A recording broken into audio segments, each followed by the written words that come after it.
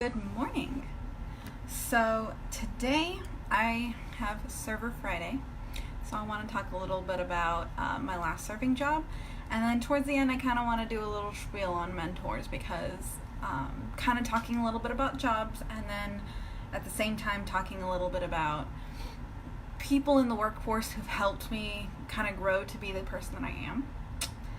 And also I have to do it for an interview, so I figured I might as well practice on my platform. So Server Friday, my second job, because I talked a little bit about my first job at a car wash bar and grill. They also served sushi, so we're just going to leave it at that.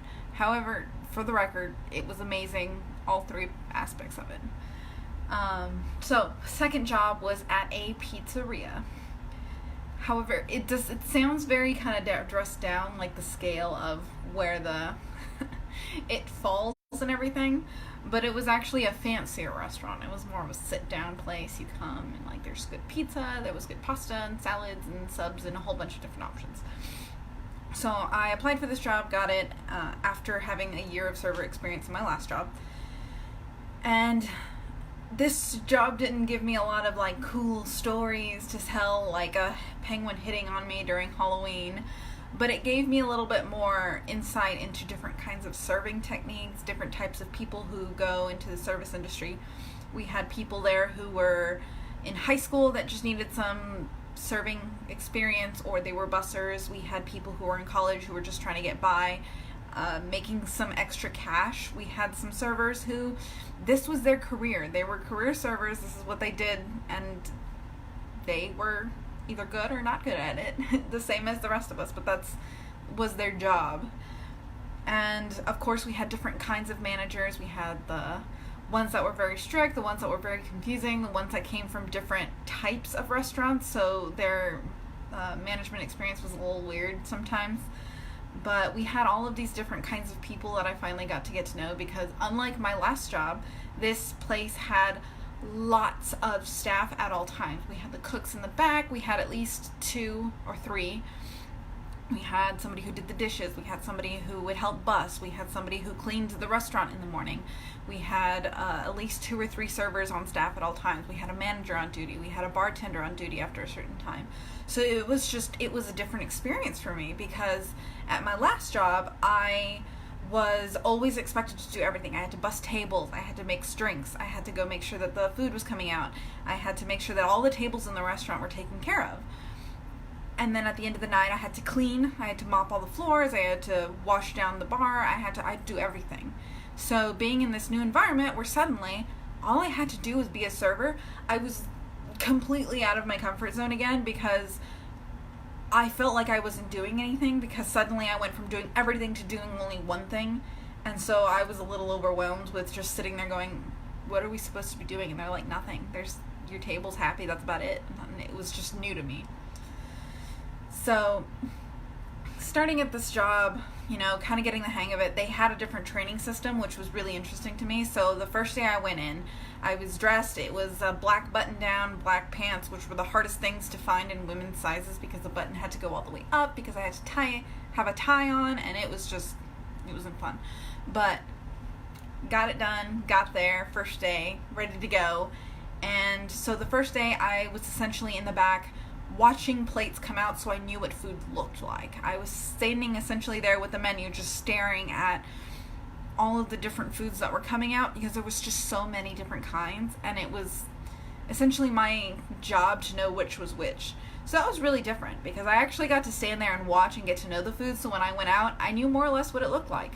And then at the end of the night, I actually got to pick something from the menu, and it was comped, because they wanted us to know what some of the food tastes like.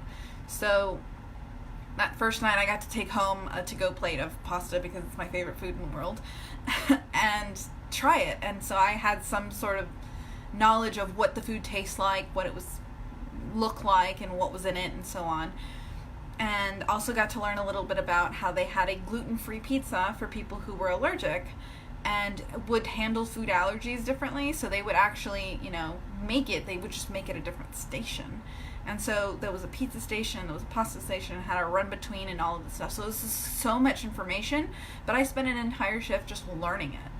So that was really interesting and cool, and one of the things that I actually loved about working there was I actually got to learn how to be trained in a different position instead of figuring it out, which figuring it out came with its own things, but being trained to do it just gave me a different experience and started me off a little bit better off.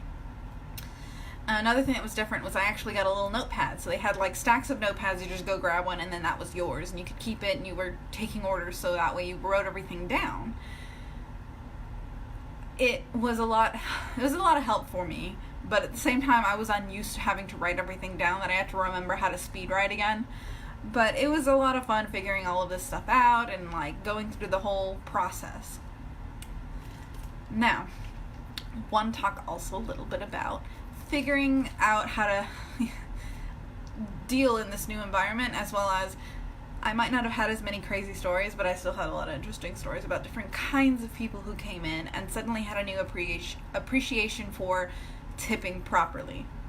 So this job was different from my last job in that we had to do tip share, which if you've never heard of it, you've probably never worked in an industry that had it, so good for you. However, it is one of the things that we complain a lot about servers, because in all the time that I spent there, all I learned was that it was a way for the owner to kind of cheat out not having to pay certain people because we paid them out.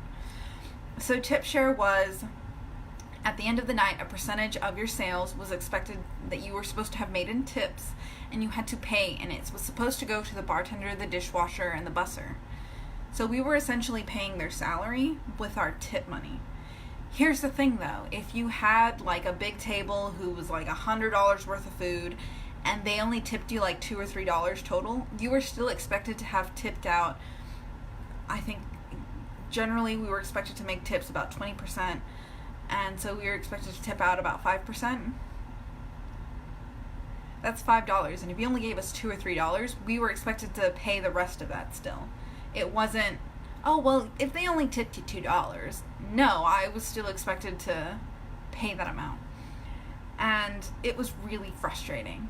And one of the things that we tried to like kind of cheat the system a little bit is if you left us a cash tip, we didn't necessarily have to declare it, which meant that we got more money in the end, only because we weren't making it. We weren't always making that kind of money. We had people who came in who ate a lot of food and like left us $1.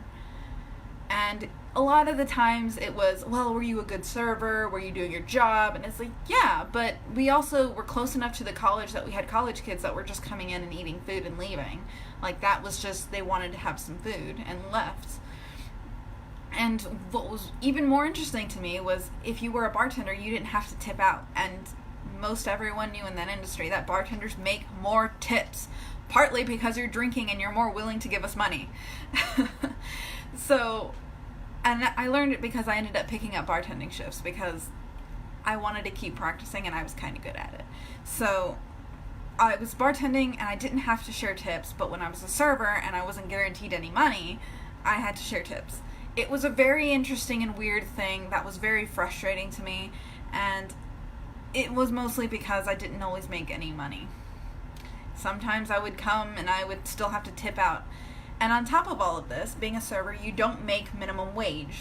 You're supposed to make like, I think it's like $2 or a couple, like an hour or something like that. And then the rest that was supposed to supplement the rest of minimum wage you were supposed to make from tips.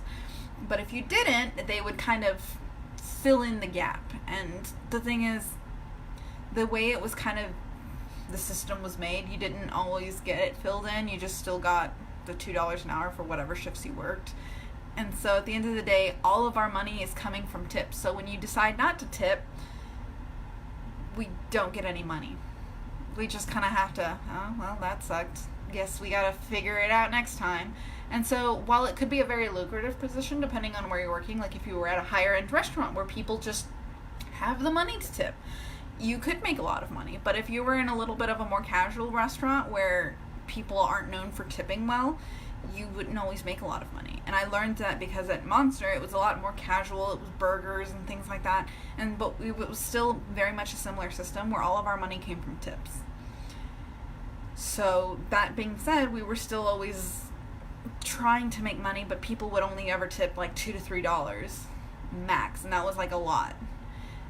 And when I went over to my other restaurant, they were tipping like $5-10, and that was like bizarre to me. I was like, this is a lot of money. And it was really interesting to see how that was supposed to have worked, only because it didn't. Because we were expected to make all of this money on people not needing to tip. So there's this, and it always comes up when people are talking about wages and like tipping and all of that. They're like, well, tipping is supposed to be like if you did a good job, we will tip you. If you did a bad job, we won't tip you. However, our system of getting paid is essentially banking on the fact that we will always be tipped. And we will always be tipped anywhere between 10 to 20%. But that's not always the case. So your server might not even be making minimum wage if they're not getting tipped properly. And so that's one of the reasons why I feel very passionately about the whole thing changing. Personally, I would rather just be making minimum wage and not get tipped at all, because it's guaranteeing that I will always have a paycheck at the end of the day if I do my job, versus if this person was cranky, if this person didn't anticipate paying, or this person doesn't believe in tipping, and so on and so forth. I had to always make sure that I was doing everything I possibly could to guarantee that I was going to get a tip. And even then, I wouldn't always. And I always make a lot of jokes about it because there was a lot of very interesting kinds of people. I remember one time I was serving this couple around Valentine's Day. I actually might have been Valentine's Day weekend, but I was serving this couple, and they were very nice and they were very sweet, and it was probably one of the busiest days of the year for servers, especially in a nicer restaurant. And so I was taking care of everybody as best I could. Food was it felt like it was coming out slow just because every server that was in the restaurant was putting in an order for food. So it was taking a while to come out, trying to get everybody happy and doing well. This couple was probably one of my favorites because it was still one of my biggest tips from such a small bill percentage-wise. They paid their bill and they left me a little prayer card, and on the back they left me a $50 bill. I don't know who you are, and I never figured it out, and you left before I could even see what you'd left me, but thank you. That ended up helping me a lot because it was one of the last days that I worked there, and then the next day I was going to Ireland, and then I had to figure out the last year of my college. So that helped a lot, and it really just made my night that much better. So thank you, whoever you are, if you ever end up seeing this. And that was just one of my favorite tables because you occasionally would get people who understood the struggle and they would tip you really well. Of course, there was always the jerks who flipped a cup upside down full of water and left a $5 bill in it, and they said, figure it out. Whoever y'all are, quit it. It's not funny, it's not amusing, and it's a mess. Nobody likes you. And then, of course, there was some of the favorite tables that I didn't know existed until I worked at this restaurant, which was the party moms. Now, I'm not talking about all moms, just the specific kind of moms that they're coming in with a 2-year-old, and they're at a fancy pizzeria place, and they're in the party room, and they've got their 2-year-old, they've got a party of people with other children, and they need everything to be perfect. They want you to cater their every whim, and they want you to take care of everything, and it has to be perfect. And the whole time I'm thinking, this 2-year-old won't remember. I don't remember my second birthday. Nobody remembers their second birthday. They're 2. They just want to eat pizza and be happy. However, we got a lot of these moms that came in, and they wanted everything perfect. They weren't the reason I liked these tables. It was their husbands, because they were the guys at the back of the room that were sitting there the whole time just doing one of these please calm down, it's okay, they're 2, it's fine, just calm down. Never calmed down, but he was sitting there the whole time feeling bad. And at the end of the night, they would get the bill, they would pay it, and then they would leave 20% on the actual check, because there was the whole forced tipping, whatever, if you had a party bigger than 8. They would pay that, and then they would leave an extra couple of, sometimes it would be $20 extra on top of that, and they'd hand it to you with a look that said, I'm really sorry for her, she's just really excited or over passionate, or whatever excuse they came up with that time. I didn't usually mind these people, I just wish they were a little calmer, especially when they would come out and be like, where's my food? It's like, well, you ordered a big tray of pasta and it has to cook and they have to put it together and then they have to put it in the bin. And you didn't order one of those. You ordered like 3 of those and then 2 big pizzas. They take a while to cook. There's only so many pots and pans. And they still wanted it out instantaneously. Be patient with your server. It's not our fault. We're not in the kitchen cooking. We're just waiting for the cooks to do their job. And that's an entirely different subject, but the cooks aren't always nice to us. I remember I had a friend who I had to like constantly watch her back because the cook was always trying to hit on her. And like, not in the cute, he's kind of like making conversation way. Like in the creepy, he would sneak up behind her and it was just inappropriate. But anyway, it's not our fault when your food comes out late. It's not our fault when your drinks aren't on time. If we're trying to take care of you, we're doing our best with what we've got. Sometimes there's like 5 servers in front of the darn soda fountain and there's only one of them. We're just gonna have to wait to get your refill. Sometimes there's 20 orders in front of yours because you were the last person in the restaurant and we're just waiting for your food to come out. Your salads will come out faster because a lot of people will prep it ahead of time. You can prep like 20 salads and put them into a refrigerator and they'll be fine. You cannot prep 20 bowls of pasta. It will get cold or it will be gross or your plate will be very hot because it's underneath the heating lamp. And we're doing our best. Especially in this restaurant, we had to stand by the pizza station to see if their food was coming out. And then we had to go to the back to go to the pasta station, salad station, sandwich station, where everything else was made, essentially, not pizza.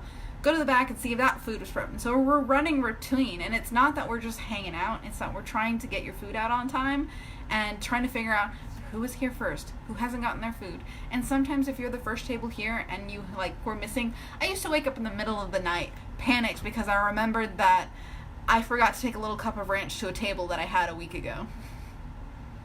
Because of how much stuff I had to remember. A little cup of ranch. So if you were missing your ranch, I'm really sorry. I did my best. You should have reminded me. Honestly, I would rather be reminded, like, hey, I know you're busy, but like, ranch? Right. And then I'd have to go to the back. What's really frustrating is this also place, I personally don't care if you get ranch for free or not. I would just go grab some. But some of the cooks, depending on what kind of day they were having, were a little sticklers for the rules and said you had to put in, I didn't see that you put in a request for ranch. Well, you know what? Either I did or I didn't. It doesn't matter. I need ranch now. And there was a couple of them that were really sweet and I would just like reach over and like get their tube of ranch and just, I have the ranch. Cups of ranch are always my bane of my existence, and I'm also the person who orders way too many ranch because I just like it. But be patient with your server. We're doing our best. Then again, you might get the guy that we used to call him $2 because that was like the max tip he would ever make because he was a terrible server and he spent the entire day talking about how he used to be in a band that was like the coolest thing in the world, and a few people knew about him, but like they weren't that cool. Anyway, if you get that guy, I'm sorry for you. You'll eventually get help, or you can wave down the other server. That's another thing. If you wave out a server that's not your server, they should come, and I used to try to go and help you out if you needed it, but they also aren't getting tips. And if you left a tip on the credit card and said, well, it's for that server who helped me, we still won't get it. Sorry. If you leave cash, make sure you stick it on our pockets, because if you leave it on the table, we can't take it, because it's not our table. Just in case you didn't know how that worked. So, yeah, that's kind of the end of today's. I wanted to just quickly go over a mentorship, because it was something that I had to work on for an interview, and at the same time, it was something that I really, really enjoyed, because mentors can make the difference in somebody's life. Why? Because depending on where you're from and how you grew up and your economic situation, your social situation, you might just need that one person who makes a difference in your life. So, the way I'm starting this presentation is defining mentorship. So if you go online and you Google search it and you go on Merriam-Webster or on dictionary.com, the definition of a mentor is a trusted counselor or guide or a tutor or coach. It is defined this way because this is what they're supposed to be. They are supposed to be somebody who is trusted to help you out. They are somebody who's going to help guide you through life or through a situation, or if you're a mentor in a work situation, they're supposed to guide you to be successful wherever they are. And then there are different kinds of mentors. In my life, I can remember very distinctly 3 different kinds of mentors. The first one that I ever remembered was a very personal mentor to me who just helped me find value in myself. She was my godmother. She would come and visit me, and she wouldn't talk to my parents and then talk to me. She would talk straight at me, and she would ask me how my day was, how I was doing. Mind you, I'm like 10. So a lot, by this age, you're kind of trying to interact with people older than you and getting dismissed a lot. So just her coming to visit and talk to me always made me feel important again. Even if we weren't his students, he still tried to teach us various skills that we would use later in life, like how to wrap a cord, or he would always try to help build us up and also recognize some of the hard work that we put into things. We also called him Mr. Tom because he didn't have a doctorate's degree, but he really ought to have, because he knew so much, it was crazy. I honestly admired him, and he's probably one of the coolest people I've ever met. And then there was a third one who was more of a public figure. I've never met him personally, but I've seen a lot of his speeches, and I've actually shared one on this page, because he is an optimist. He really does see so much more than what's there. The actually talk I shared on him was specifically on millennials, and the way he talks about it isn't saying that that's our get out of jail free card. It's just, now that you know that this is a problem, and I've heard him say it before, it's like, this wasn't an excuse so that you know, like, well, I'm justified in having trouble in this world. It was, now you know what's wrong and you can fix it. If you don't know that your cup is leaking and you keep filling water in it, you're never going to get anywhere. So now that you're aware that there's a problem, you can fix it. And he was one of those mentors that I learned so much from, just in that optimism is a choice, and you have a choice in who you are and how you want to be, and just because you've been dealt a bad hand doesn't mean that that's the end of the world. And to this day, I still think he's absolutely amazing, and I love watching his talks because he just has a way with words. And then going on to talk about effects. So the effects that a mentor can have are substantial. The first mentor I had taught me love and respect and how to be a really great person. The second mentor I had taught me a lot about skills, how just because you don't have like the doctorate degree doesn't mean that you don't have the skills to be useful, to be amazing, to be able to improve people's lives. So your skill set is so important, and it's like that saying goes, the jack of all trades, master of none, but better than a master of one. Which, if you didn't know, that's the whole thing. That is the whole thing. It means that it's better to be good at a lot of things than it is to be perfect at one thing. And he was good at so many things that it was amazing. And it helped teach me that I just needed to develop all of these different skills in order to be an asset. And then the last one, which was the public figure who does speeches, he taught me hope, because he is an adult out of my generation that still looks back and says, look, you got dealt a bad hand, but you have so much power to do more with it. You can do so much, and you can choose to be an optimist, and you can choose to see a problem or a solution. And there was just so much in the way he talks that gave me hope to say, just because I'm not doing well or I'm in a bad situation, I got dealt a bad hand, doesn't mean it's the end of the world. It means that I have a chance to figure out a solution or to be better. And then the traits that I think define a really good mentor are patience, kindness, knowledge, to be giving, and to be understanding. Because you can be a mentor to someone and never know it, but you can intentionally go and try to be a mentor to someone. There's a lot of different ways that you can become a mentor, and no matter what situation gets thrown at you, whether you were an intentional mentor or a accidental mentor or a public figure that didn't even know he was ever going to be my mentor, and probably still doesn't know that he was ever a mentor to me, but they all have a lot of things in common. They were very patient, because depending on where you're at in life, when you receive a mentor, you might not want them. You might be feeling frustrated and angry and not doing well. So a mentor has to be patient with you. You have to be kind because you don't ever know what someone is going through.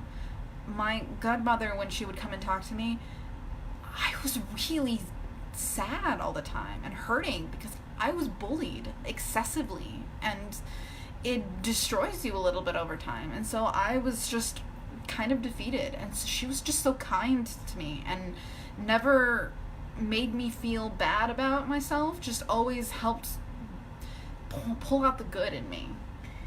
Knowledgeable. You have to know things. Doesn't mean you have to know everything, and if they ask you questions, doesn't mean you always have to have the answer, but you have to be willing to learn and to grow and to say, I don't have the answer for you, but I'll do my best to find you one, and to find the resources to figure it out.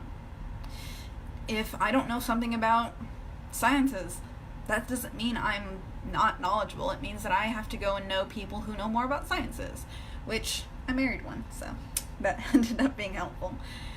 And then you have to be giving. This doesn't mean you have to be giving of money or your stuff. It doesn't mean you have to give the shirt off your back. It means that you have to be willing to give of yourself. Maybe your mentee needs a jacket because they really like your jacket, and what's it going to kill you to give it to them? But it could also be, maybe they need more time from you. Maybe they need you to just, give up 5 minutes of your time to answer the phone and say, hey, are you doing okay? I heard something bad happened. Or, I know it's been a rough week. Or, I heard, from the grapevine that maybe you might not be doing so well. You have to be willing to give of yourself.